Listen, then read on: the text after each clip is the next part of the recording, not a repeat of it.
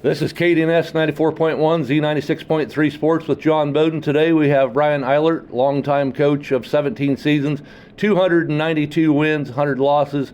Coach, you've decided to step down after a successful tenure, 6 state appearances, 5 conference championships. Your reason for stepping down at this time? I just felt like, it's something I've been thinking about. My 2 boys have gone through and have graduated, and when they were little, this whole stretch, it's been a family event, and just a little bit different this year without them. I've been tied down to basketball my entire life between a player and even in college I was coaching youth teams, and so November, December, January, February just always revolved around basketball, and I don't think that'll change. It's still going to be a big part of my life, but ready to see if there's something maybe a little bit different in the winter months that doesn't cause so much stress or so much mental time thinking about it. Coach, you went recently 23-24, got third beating Southeast Saline at the state tournament, and then 2019-2020 you were 21-3, made the Final Four. Of course, that was the COVID year, and then 2018-2019, 24-2, lost to Girard in the final, got second, and then you were second in 2013-2014 with a 24-2 record, and then 2012, 2013, 21-3 record, lost to Silver Lake in the first round, and then 2011, 2012, you were 14-7, lost to Scott City in the first round.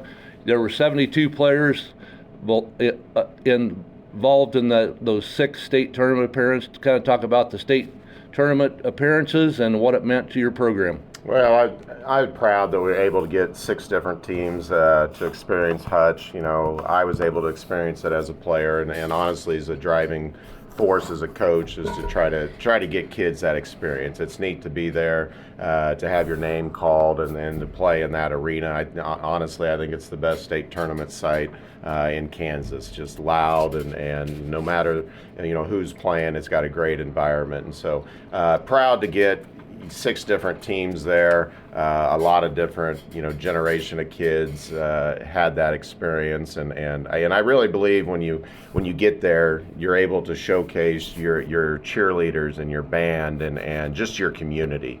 And Beloit is special in that way that every time we made it there, we had a great following, a great student section. The band traveled well, and just really enjoyed the whole community experience every time we were able to make it. Well, Coach, you had 39 all-conference players in the NCAA, which is about 2.5 all-conference players on the first team a year, with 15 honorable mention players voted on by the coaches in 17 years. Kind of talk about the NCAA conference as a whole. A lot of great coaches.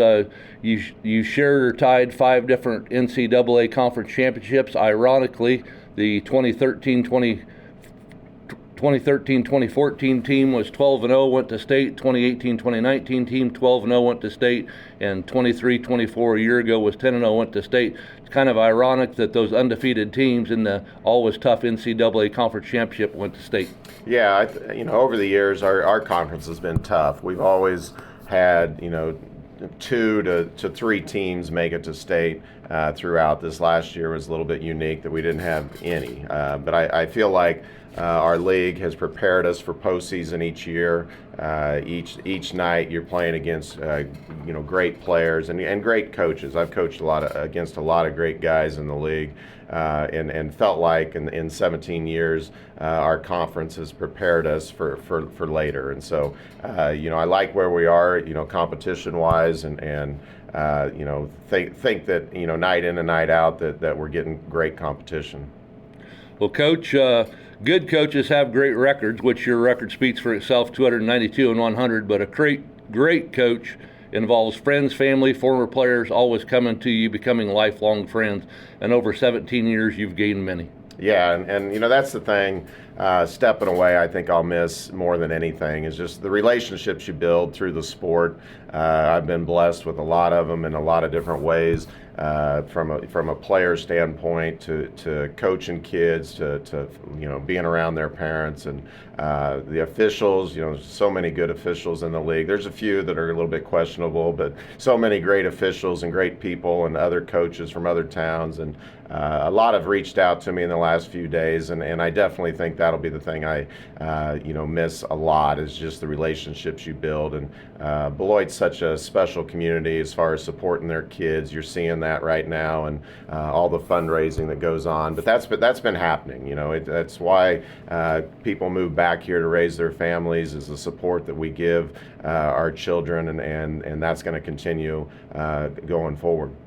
Well, Coach, congrats from KDNS 94.1, Z 96.3, and the Trojan family, and especially myself. The only thing I regret is not getting to do some play-by-play for the Beloit Trojans under the direction of Ryan Eilert. Well, I appreciate everything you do and our media that we have and the great coverage.